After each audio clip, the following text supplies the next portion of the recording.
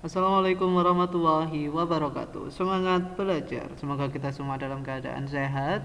Berjumpa lagi dengan saya Pak Erik. Hari ini kita akan belajar tema 4, sehat itu penting. Subtema 2, gangguan kesehatan pada organ peredaran darah.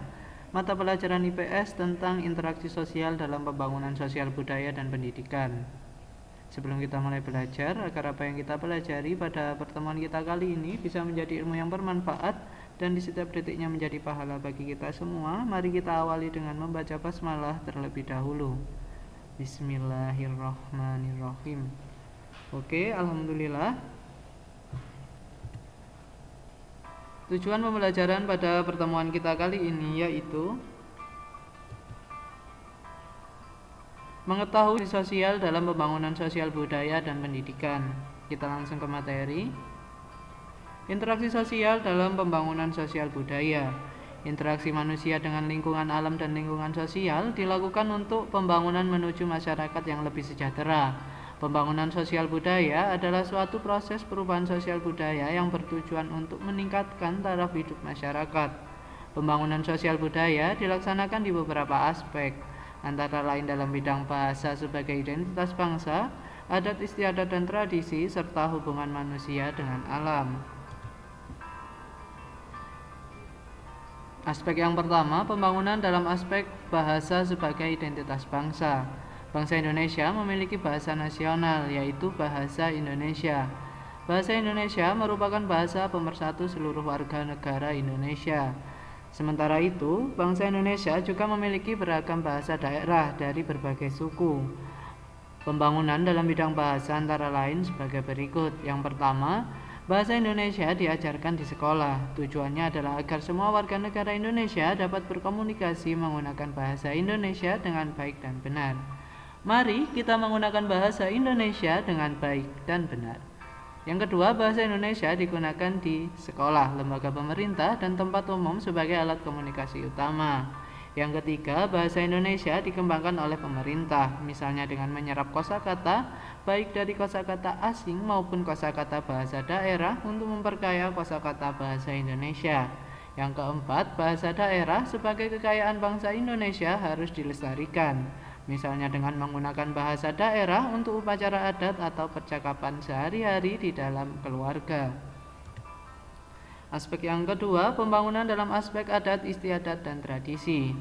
Dalam adat istiadat dan tradisi, terdapat norma-norma yang mengatur perilaku masyarakat di suatu daerah, misalnya tata cara upacara pernikahan, tata cara pemakaman warga, serta tata cara menghormati orang yang lebih tua atau yang dituakan. Pembangunan dalam aspek adat istiadat dan tradisi antara lain sebagai berikut. Yang pertama, melestarikan adat istiadat di suatu daerah, misalnya melakukan upacara adat sesuai dengan tata cara adat tersebut. Yang kedua, melaksanakan norma-norma yang terdapat dalam suatu adat istiadat, misalnya warga masyarakat yang lebih mudah menghormati orang yang lebih tua. Seseorang akan diterima sebagai warga yang baik apabila mampu menyesuaikan dan melaksanakan norma-norma tersebut. Aspek yang ketiga, pembangunan dalam aspek interaksi dengan alam. Manusia memanfaatkan alam untuk diolah dan digunakan untuk memenuhi kebutuhan hidup. Manusia menggunakan berbagai teknologi modern untuk mengolah hasil alam. Selain memanfaatkan alam, manusia juga harus melestarikan alam.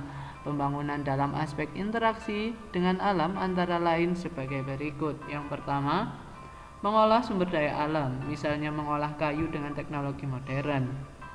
Manusia yang memanfaatkan kayu harus diikut melestarikan, misalnya dengan melaksanakan penanaman kembali tanaman di lahan yang diambil pohonnya. Yang kedua, membangun sarana dan prasarana untuk masyarakat dengan tetap memperhatikan dampak lingkungan agar lingkungan tidak rusak.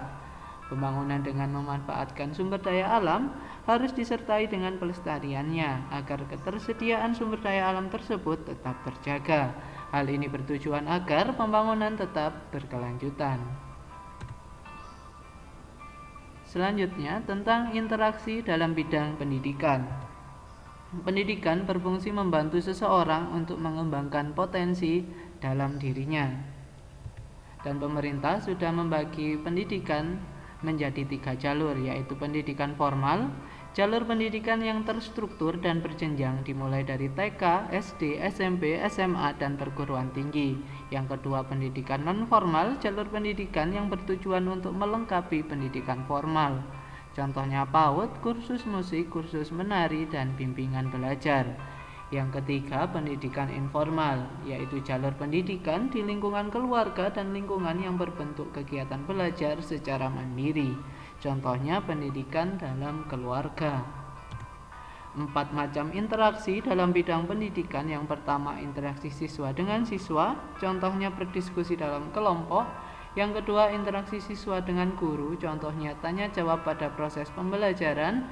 Yang ketiga, interaksi siswa dengan sumber belajar, contohnya membaca buku. Yang keempat, interaksi siswa dengan lingkungan, contohnya study tour atau karya wisata.